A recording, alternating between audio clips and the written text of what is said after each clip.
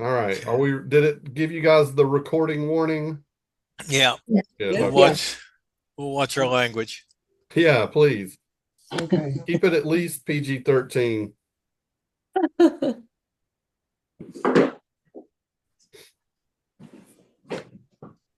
Hey, Kathy. Hey, how are you? Doing great. How are you? Hey, Linda. Hi. Linda, I've met two more people from your district today. Oh, So, good. so we're building a little momentum there. I That's met great. through email a woman that runs circles there, and I met by phone call a church in Brevard that hasn't done letters since COVID reached out to me today. Good. And so yeah, I'm really excited that we're starting to get a little movement there. When did the guy from Mana say that he would be back in office? I just talked to the person I contacted yesterday, and he thought I would.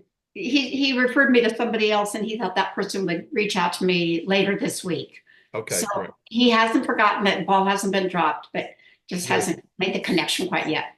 Yeah, it'd be great if we could get something to invite Edwards to soon, and then Yeah, we can connect all these new folks that I've met over the last couple yeah, of days yeah. all That'd be together. great.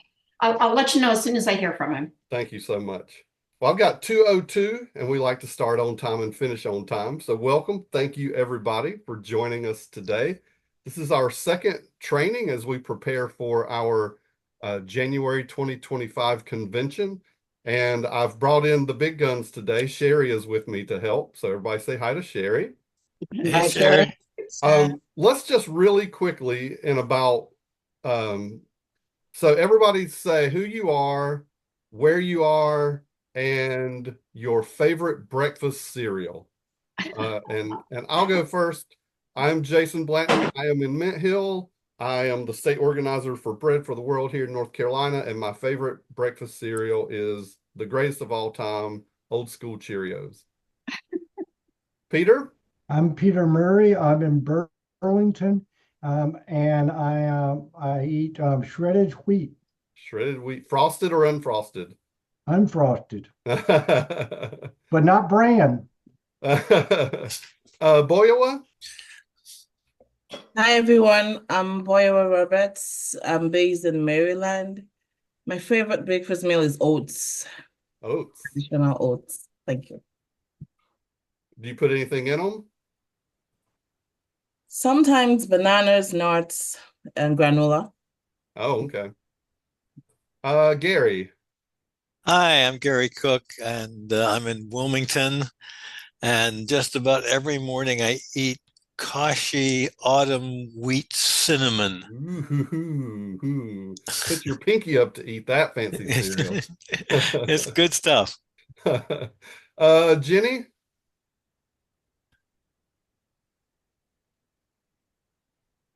I'm Ginny Hellquist. I'm in Greensboro, North Carolina, and muesli with yogurt.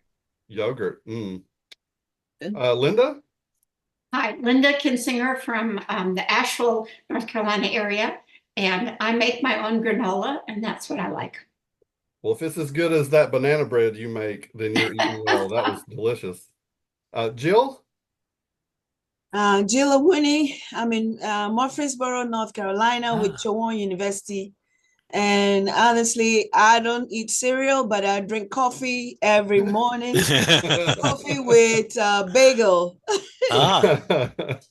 Good answer. Sherry? I am Sherry Andes. I'm the Deputy Director for State Organizing and Faith Engagement for Bread. I work out of my home in Millbury, Massachusetts, which is next to Worcester, about 50 miles west of Boston. And I'm a Raisin Bran person. Another good cereal. Another goat cereal. Lloyd? Good afternoon, Lloyd Schmeidler, Durham, North Carolina. Currently eating a lot of oatmeal and granola as well. Frank? Frank Dew, Greensboro. I have a cinnamon raisin bagel and a half and half tea. Oh, tea for breakfast. Yes. Chris, are you able to come on? Hi there. Yeah, I'm trying to fix my speakers right now, but Chris Tolles. I'm in Winston-Salem, North Carolina. Like rice checks. I like my checks in the form of Chex Mix. And who's left? Kathy. I'm actually, it's Kathy Johnson, and I am actually in Woodbury, Minnesota, but I live in Raleigh. And my favorite is Raisin Bran Crunchy. Oh, Raisin Bran Crunch. Thank you all so much for coming on this afternoon. If you don't mind, I'm going to share my screen with you. Jason, do you want to record this? It should be recording already. Yeah, I don't think it is. All right, let me. Oh, it is. It is. I'm sorry. I Okay. beg your pardon. Yeah, I have a terrible habit of forgetting that, so I made sure to do it right at the start. Okay, great. Can everyone see that? Yes. So Yes. we're going to talk today as we're preparing ourselves in a number of ways for the convention. We're going to talk about actions and events and the difference and what kind of state convention we want to have in January. And we're going to begin by doing a little bit of reminiscing. So in the past, what have state conventions been like? And I want you to be specific, and you can just speak up whenever you want to. What about them was memorable? How did they make you feel? And what happened after the past state conventions? So those of you who have been to state conventions in the past, jump in and catch us up, those of us who have never been. This is Kathy, and we've had several in Raleigh. We had wonderful speakers. I felt like they were very memorable because we had good speakers, good participation. But I'm not sure how much got carried on afterwards, what happened afterwards. Okay.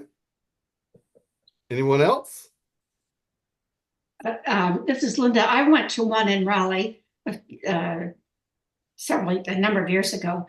And in terms of good speakers, David Price, who was our congressman at the time, yes, spoke at one, and he was terrific. But I also don't remember much follow-up afterwards.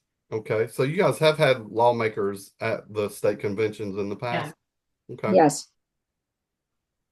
Our first state convention, I believe, was in Greensboro, and the Reverend Jim Forbes was the speaker, and he did a wonderful job, very inspirational. There was a lot of networking.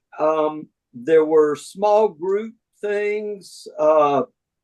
So there was some training and education that went on, but nothing that was specifically planned as an outcome. Okay.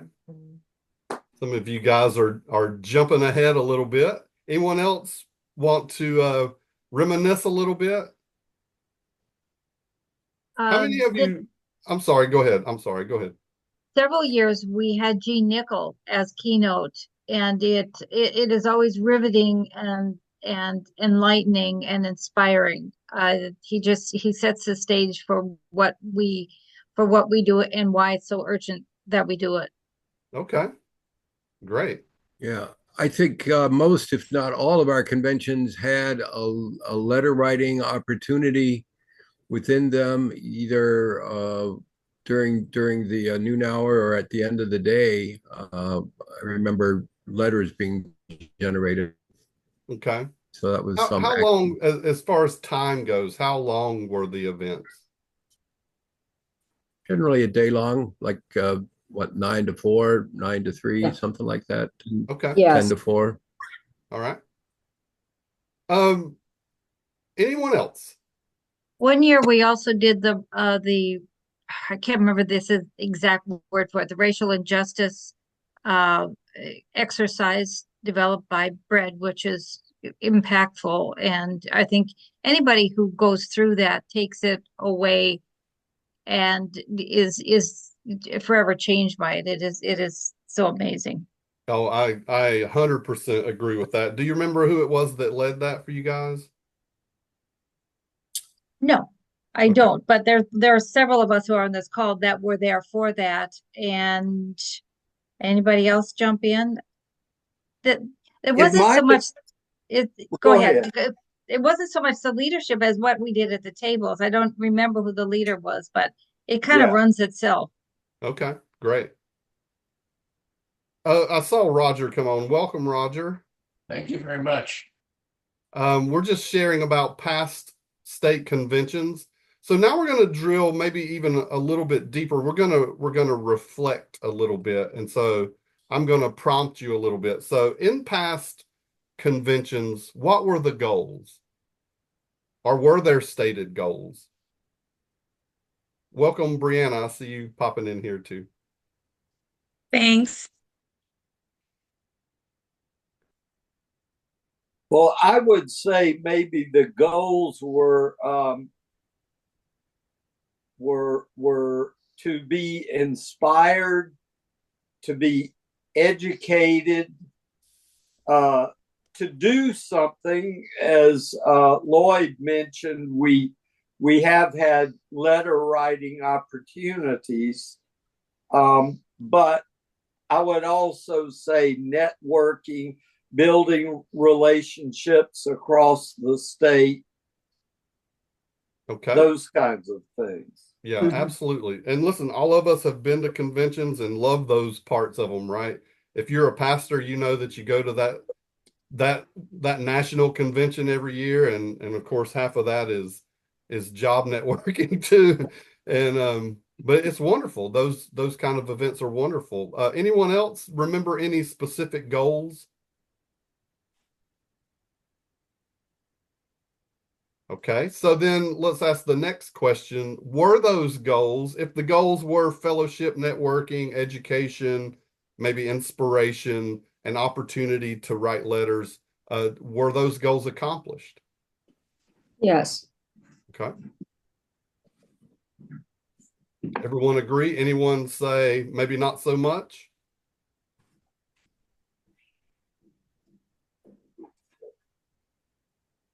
Okay.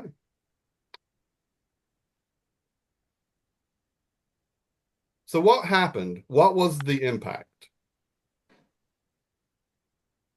When the convention was over, what came from the convention having happened?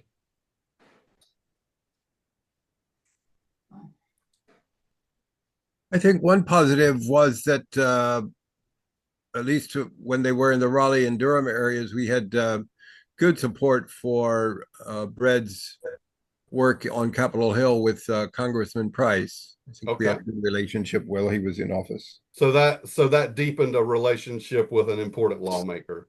Correct. Okay. Yes.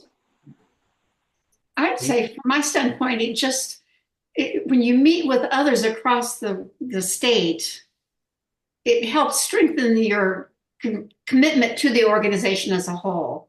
You know, when we're doing our own offering of letters in our own congregation, we may not be affiliated with anybody else. And so being part of a statewide conference where you get to see and hear and meet other people, it just helps solidify that relationship with the whole organization. Absolutely. That's why we love the National Summit in June every year, for that exact reason. Any other thoughts on the impact? What changed in North Carolina? Since we are a North Carolina focused Bread for the World, what changed in our state after the conventions?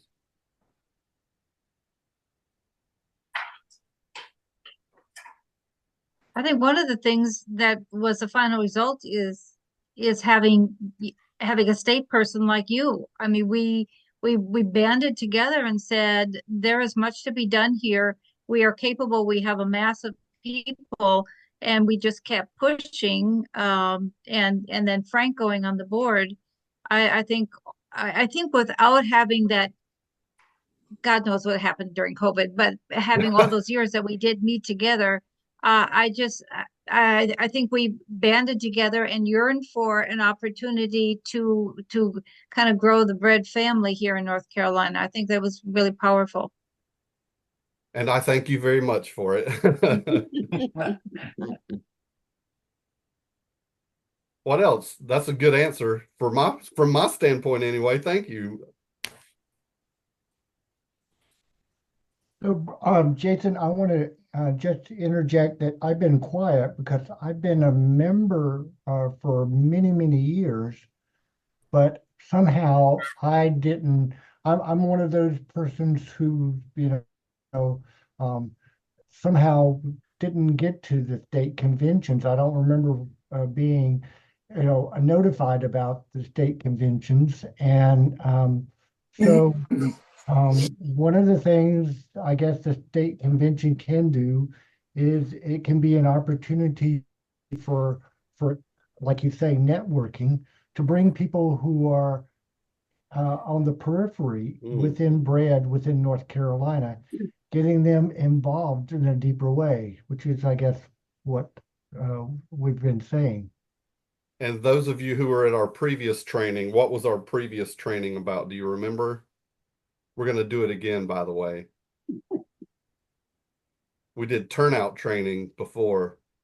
And so when we do turnout, instead of asking people to come, when we ask people to commit to come, then hopefully people like Peter don't fall through the cracks as we're trying to turn out folks. So one more question. How did you change? We've heard some of this already, but how did you change from these?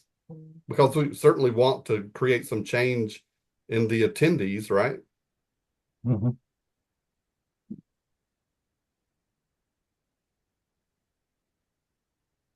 Well, I think knowing about the network kept me more involved and wanting to continue. Whereas I think otherwise I might not have continued through the COVID and everything else that was going on, but knowing that there were others involved, that support was important.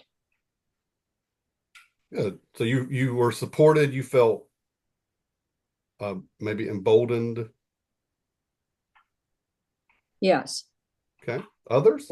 I would second Kathy's remarks. I was a new resident of North Carolina and looking for a bread group, and found one through Steve Hickel and Kathy and several others. And it felt very much at home. I found a new bread home, I guess is what I mean to say.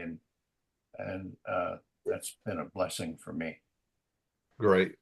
Well, I appreciate you guys sharing, and all of this sounds positive, right? So we have very positive memories and reflections and feelings about the state convention, which is why we're bringing it back, right? We have all these positive feelings, and so we want to move that forward.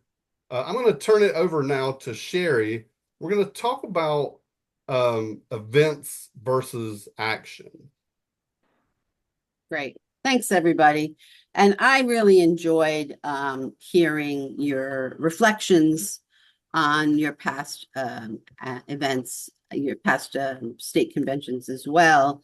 And, in the beginning, when you were discussing them, you talked a lot about how the speakers were memorable and the things that you did in small groups and the education and the training and learning and all of those things. You also mentioned that in terms of things happening afterwards that wasn't planned in or planned out, so that wasn't necessarily a part of what happened.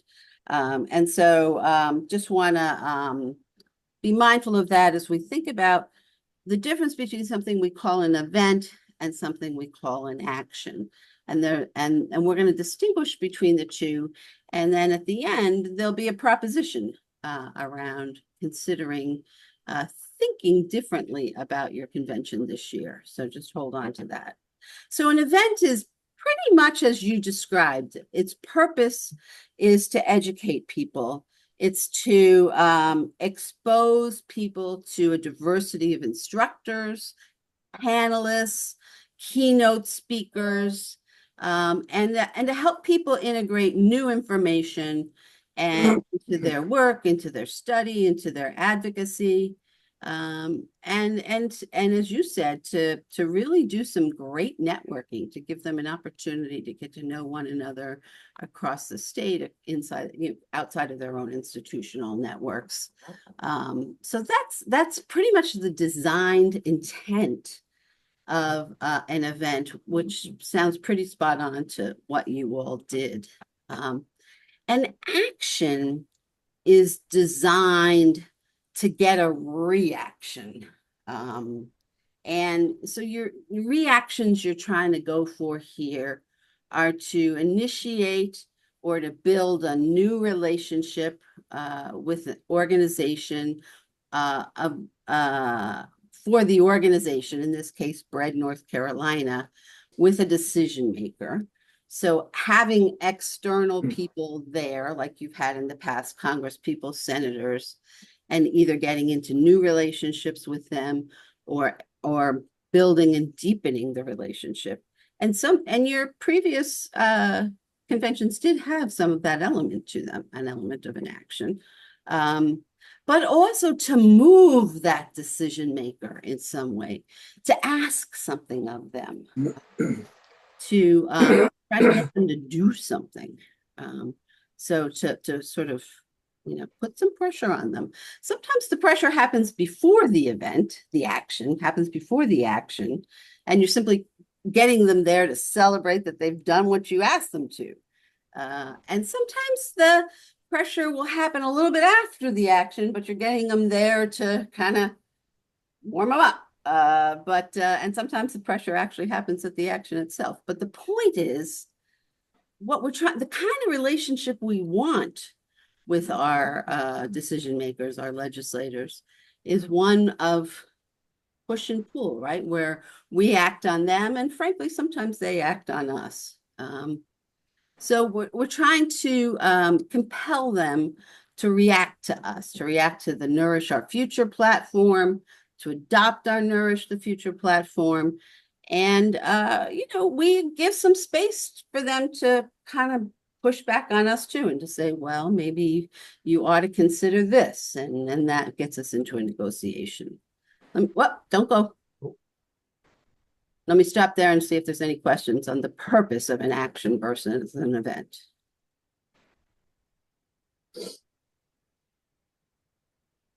Okay, you can go. Okay, so how are the methods different? An event is pretty much, again, as you've described yours. Think a forum, think a teach-in, a lecture, a workshop, a keynote address. How are actions different? Well, you can use any of those things, okay? You can have a keynote, you can have workshops. But in addition to those things, we talk about engagement. What is the difference between engagement and Q&A, for example? And we put up there, think the BBC, not NPR. I don't know how many of you are familiar with both of those together, but NPR tends to be pretty polite, right? They ask a question, the person they're asking it to either answers it or don't answer, and then NPR moves on to the next question.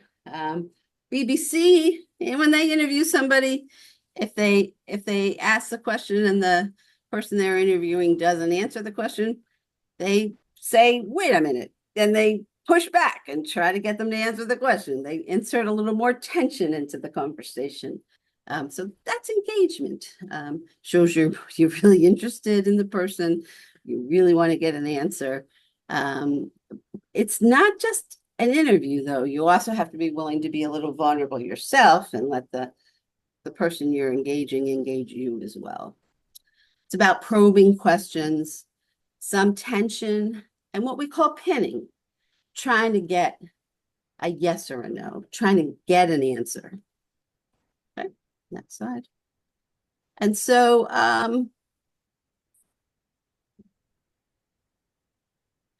events often don't have next steps. They might have advertisements for other events, right? People might stand up and make announcements about other events that are happening around the community, but actions have next steps. They have trying to get people to react, to do something. So I'm going to share a story with you now, and why don't we come off the slide for this? So this is just to try to help you imagine, what is she talking about? Because it's somewhat vague and abstract. So sort of have in your head the picture of your convention. And then I'm going to try to paint a picture for you of something a little different. When I first started to organize at a brand new organization in Boston called the Greater Boston Interfaith Organization, the organization was working on a statewide issue, so not a federal issue the way you all are brave enough to organize. This was statewide. But it was a pretty big issue for a state organization to take on. They were trying to get the state of Massachusetts to pass a piece of legislation that would have been $100 million housing bond for affordable housing across the state. And the context was that the state had not passed any legislation, new funding for affordable housing in 15 years. And, Massachusetts, liberal Massachusetts, had not done anything for affordable housing in 15 years. And this was back in 2000, so quite some time ago. But they were really pretty much disinvesting from affordable housing. So we were trying to pass this affordable housing trust fund with $100 million. And we did our research, because we were a new organization, to really try to understand, how does the State House work in Massachusetts? How does something big get passed? And what we learned was that there was essentially a tacit deal between the leadership of the state, meaning the state Speaker of the House, the Senate President, and the governor. And the deal went like this. If Frank Dew, you are the state rep for, Durham, I come to you as the budget director for the Speaker of the House a few months before I'm going to work on the budget. And I say to you, Frank, wait, you don't live in Durham. Where do you live? Greensboro. I come to you and I say, as the state rep for Greensboro, tell me what the 2 or 3 things you really want for your district are, Frank. What do you need for your district? Go ahead. What do you need? We need more funding for public education, and we need more funding for our universities here. Okay, well, you can't have that, Frank. Those are too big. Drill it down for me. What school? Well, I would say North Carolina A&T.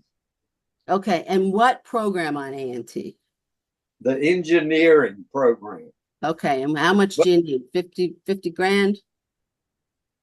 That's how it works. All right, so 50 grand for A&T. I'll give, all right, so that's your number one. And then, No, Miss Speaker, pardon me. That sounds like that's what you think we need. Yeah, okay. So this is the deal. Okay, this is the deal. Each rep names their top 3 little projects.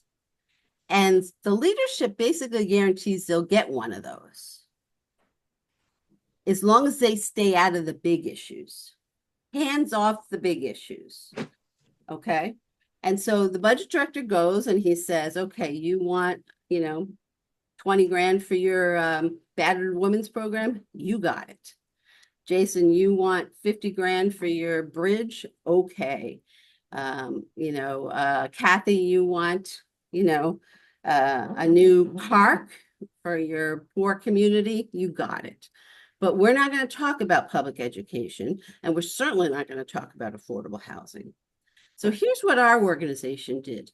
We did a meeting in every district in the state.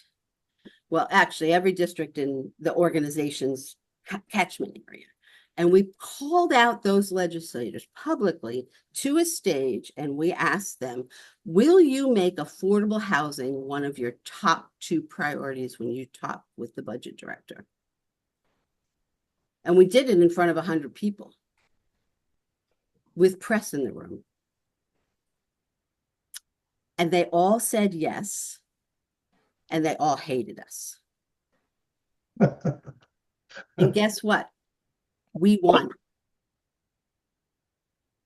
We won $100 million trust fund because they all put pressure on the Speaker of the House, who turned out to be the most powerful person in the state.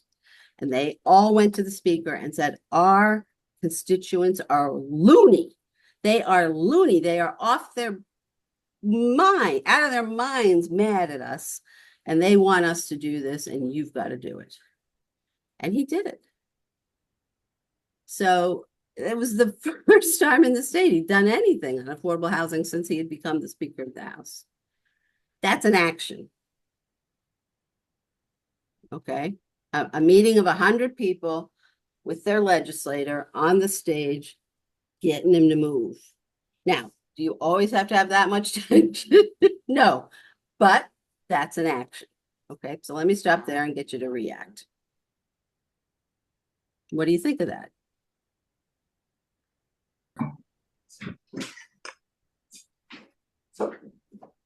The late Senator Dick Lugar said, if I get 10 letters in 1 week on a particular issue, that gets my attention. And so getting 100 people together to share an idea or an action should certainly get the attention of a state legislator. Dick Lugar was a member of the United States Senate. But sometimes you have to create a little bit of tension with those 100 people, is my point. The 100 people in them of themselves create some tension, but sometimes you have to create a little more by saying, will you do this? Not, we'd like you to do this, or tell us what you will do, but will you do this?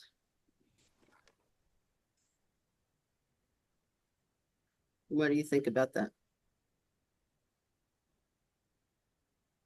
I think sometimes we are hesitant to sort of put the cards on the table like that,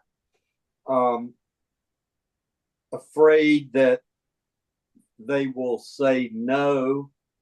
But I think the truth is we don't need to be antagonistic, but we do need to be firm. And remember 2 things. One, public servants work for the public. And 2, if we don't ask directly, they're going to do what they want to do. Right. That's right.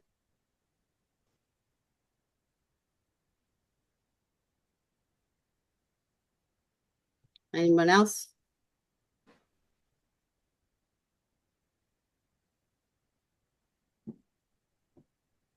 So how does it make you feel to what we're proposing, and Jason will talk more about this, but some of you are setting up in district meetings, is that right? Any of you working on that? Yeah. So what we're proposing is that you, in your in-district meetings, you ask your legislators if they will champion our Nourish the Future platform. And if when we flesh that out with a little more clarity, we can meet with them again to really to really lay it out for them, because we'd like them to come to the Nourish the Future launch meeting in early February, or we'd like them to come to your convention, we'd like them to come to your convention to announce that they will champion it.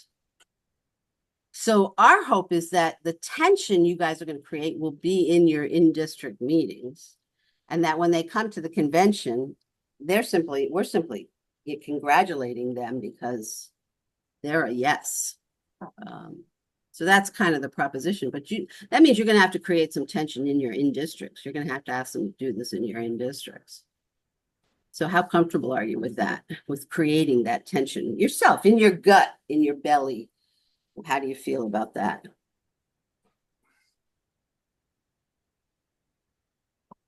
At the advocacy summit, we were doing some of this when we went to those offices. Yes. We were trying to get a definite commitment about the Farm Bill and what they would do about the Farm Bill. Mm-hmm. And what was that like for you, Peter? That was we had a good relationship. Well, we felt we had a good relationship with Senator Tillis's office, the aide there. Yep. Then I was with the ones that went to Valerie Fouché, and the staff person we met with was very positive there. So in both cases, we didn't get very much pushback against what we were talking with them about. Okay.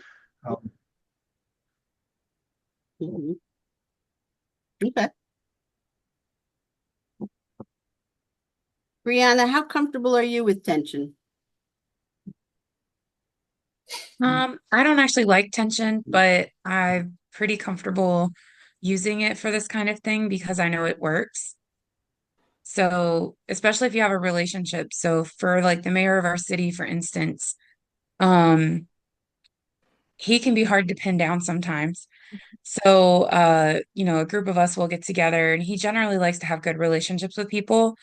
So we'll play on that and then we'll be like, okay, we need a promise from you. Like we need to know this is what you're going to do. And even though he doesn't like having that tension, we keep our word and he keeps his. That means when he calls on us, he knows if we tell him we can do something, we're going to do it. And likewise. And so that tension has led to a good relationship. And with the city council as well. And I think when we were in DC, I went in prepared for a lot of tension, and I was actually surprised at how little tension there was. And I think having the plan that we had and there being a group of us and us having an agenda and having made those appointments well ahead of time made a lot of sense. But that was also based on like Bread for the World relationship of tension and building relationship and tension and building relationship over years. Yeah, thanks, Brianna. How about you, Jill?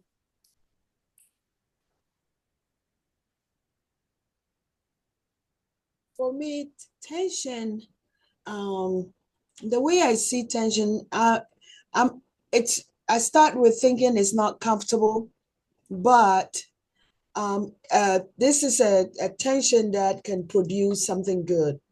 So in event that I prepare something, I know I anticipate my audience to feel that, okay, here are possible things that I may have a reaction from. And so if I prepare, I do my homework and I go in and you are genuine, they can read your heart, then that tension reduces, it lessens it. That's what I have observed. And I think though you may start with not being comfortable because you think somebody is going to react to one way, it does not mean you should not try, especially when you are being genuine and it's almost like you are drawing their attention and letting them know the reason why you are passionate about what you're doing. And it will eliminate any type of personal attack of personal feelings. So Thanks. Thank you, Jill. Okay. So for those of us who find it scary, what makes it scary? Why is tension frightening? it's just the unknowns, the what ifs.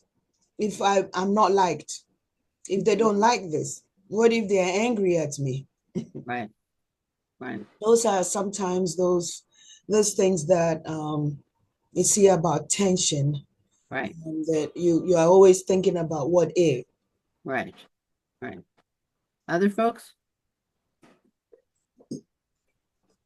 I think there's a certain hierarchy that we all recognize to some degree or another. And if a chubby little old coming out of retirement Santa Claus walks into the office of a United States Senator who is tall and nice looking and articulate, there's already a good deal of tension. And you sort of have to think about if you're going to engage that person in a conversation and feel tension, it might, and I mean no offense to anybody, but if you imagine that United States Senator is not wearing any clothes, it sort of reduces that tension. And so, people have offered advice. Think of your audience as being all naked. Well, the truth is, for me, that wouldn't help reduce any tension. But find a technique that will help you decrease the differences in that natural hierarchy. Yeah. I hope others have better ideas. Sure. That power imbalance, right? Yes. Well, part of the organizing is to help with that, right? We go in numbers. We bring a team. That is partly to deal with that power imbalance. That it's not just little Sherry meeting with Senator, Tillis or Representative Davis, but there's a phalanx of us, right? And I don't have to rely just on my own inarticulateness. When I get nervous, I have a hard time. I have a little bit of aphasia. I have a hard time finding my words, so I can hand it off to somebody else, right? And we practice the agenda ahead of time, and we have things we do to compensate for that power imbalance. Okay. Well, I think this was a good conversation. What's next, Jason? Well, now we're going to make some proposals, some next steps here. And this is why we're talking about this. We would like to combine a top flight educational event like you guys have described that you have loved in the past, with a panel, with some networking, with all the wonderful things that you guys have experienced, with an action. And the specific action that Sherry has mentioned is we're trying to get lawmakers to say, yes, we will champion the Nourish Our Future platform. Maybe for some of those lawmakers, it will be, will you champion one portion of it? We're trying to get as many as we can to say, yes, we will champion the whole platform. And we're trying to get as many as we can to be a part of the launch when we have the launch. So this is a combination event and action. The morning event will prepare us for the afternoon action. So the panels, the meeting, the fellowship will build us up and prepare us to have that action in the afternoon. So how does that influence our preparation? We met before, we did training about turnout. We're going to do turnout training again because we have some new leaders since we've done that. And why is turnout important? Because if you tell a lawmaker, hey, come to our event, we're going to have 125 people there, then you better have 125 people there, right? Why is that important? Measure of power. could not have said it better if I were channeling Sherry Andes myself. It's a measure of power, and it's a measure of integrity, right? If you say you're going to do something, you need to do it, right? This also means that our pre-meetings, and I do understand that for some of you, this is going to be a difficult ask because some of the lawmakers that are over your districts now will not be there in a couple more months, right? We all recognize the reality of the electoral situation in North Carolina. So we're going to have to work fast with some of the newer lawmakers. We're also going to learn how to do, in fact, the next training in September will be what we call stickman training. And that is how we figure out what's important to a lawmaker. And we'll address that more fully when it's time to. We're going to need all hands on deck for this. So this group that you're meeting with, a few more folks that couldn't make it today, this is going to be the group that we rely on to make this event a successful event. And I see Roger's hand up. Yeah, Jason, we are close to an election. Does it make sense to talk to the candidates? If you can get a meeting with a candidate, absolutely. Yes, sir. Yeah. Absolutely. Great question. And I think we know, unfortunately, what's going to happen in most of these elections, right? I mean, we are maybe the most gerrymandered state in the union now. And so I think we pretty well know, with maybe one exception, what's going to happen in these elections. So yes, building a relationship with a candidate would be wonderful.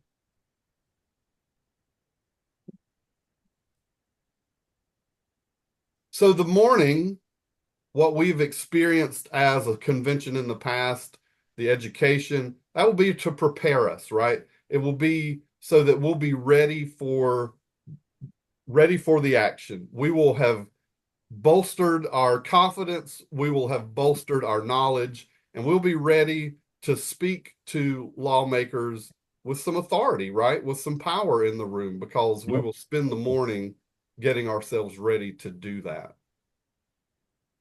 So, our next meeting is going to be September 11th, which is a Wednesday at 2:00. I think I put that at the end of this slide. Before the next meeting, here's what I would like to do. At the next meeting, we need to start taking quotas.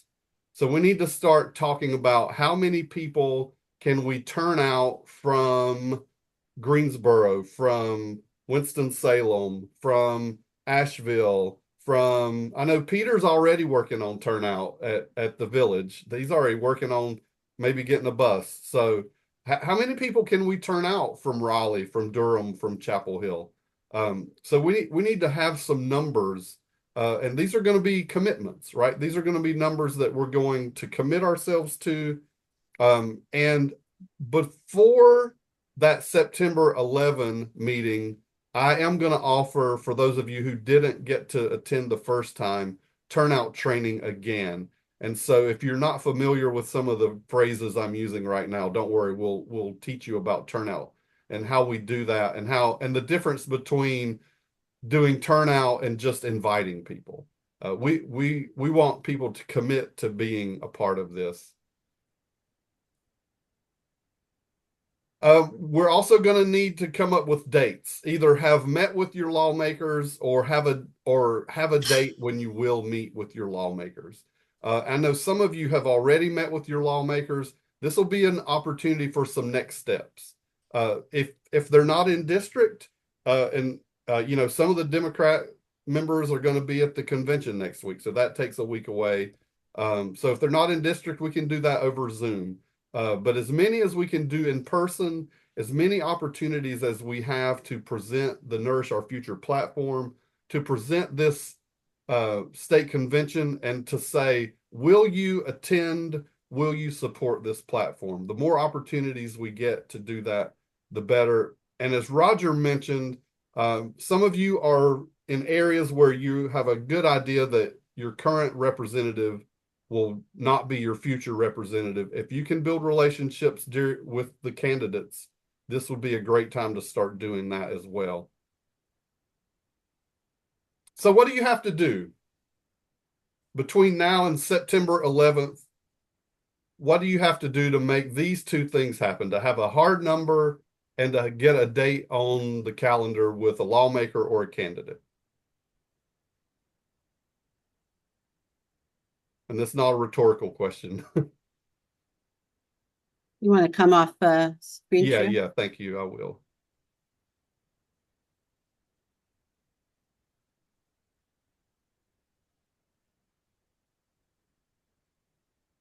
So for quotas, those of you who are a part of Bread for the World groups, what do you need to do between now and September 11th to come up with a fairly solid number for a quota?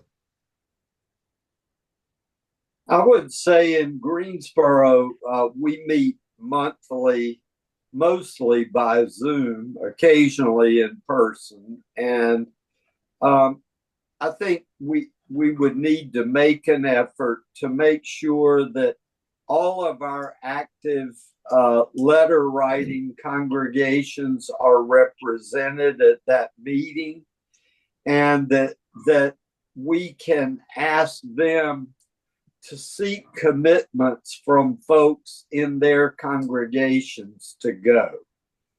Absolutely. Thank you, Frank. And that might take a few phone calls, right? In areas like Greensboro, Durham, where there's going to be a number of churches, you might need to make a few phone calls and say, hey, I know your church writes letters. Will you go and ask the people that normally write letters, how many would be interested in coming to the state convention, right? Emails, phone calls, personal outreach. When we talked about turnout before, turnout happens when we personally reach out to people, when we ask them for a commitment. How about getting dates for meetings? Some of you are already working on this. So how do you do that?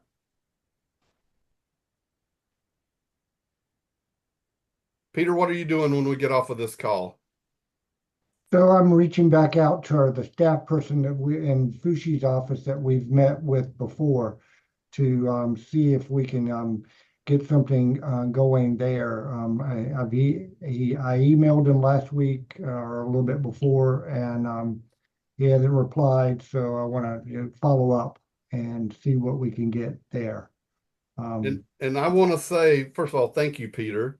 If you find yourself in that situation where you're emailing and you're not getting a response, please feel free to reach out.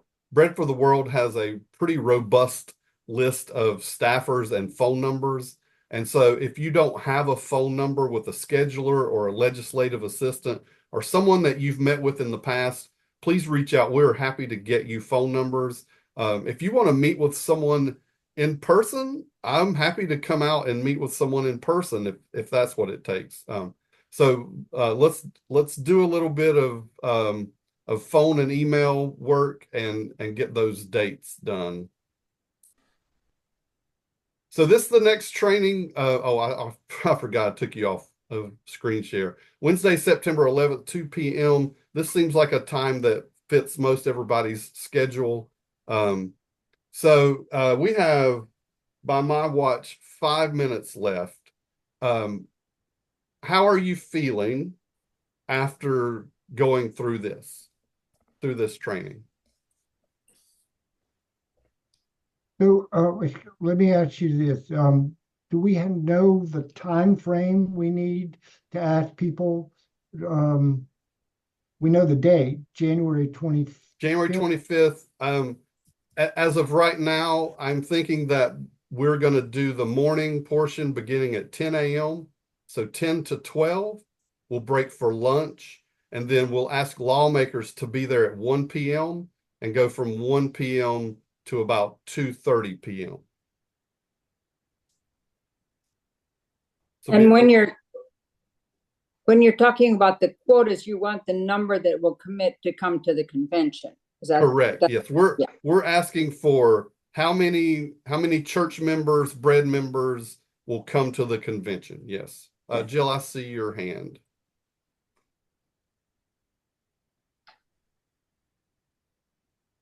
wanted to ask about the September 11th.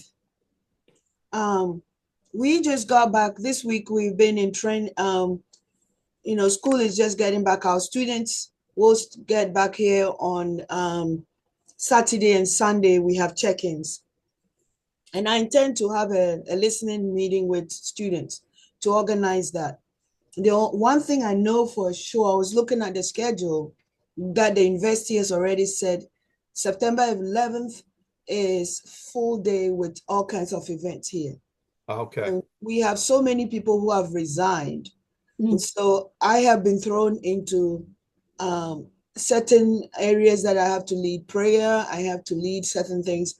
So I'm wondering if there was a way that I could, sneak in, sneak out, that kind of thing. But I don't know what to do. If necessary, I'm recording this one. I'll record the next one. And you and I are going to see each other before September 11th, because I'm going to be working with you on some of those listening sessions. So if we need to do some kind of one-on-one stickman training, we can definitely do that.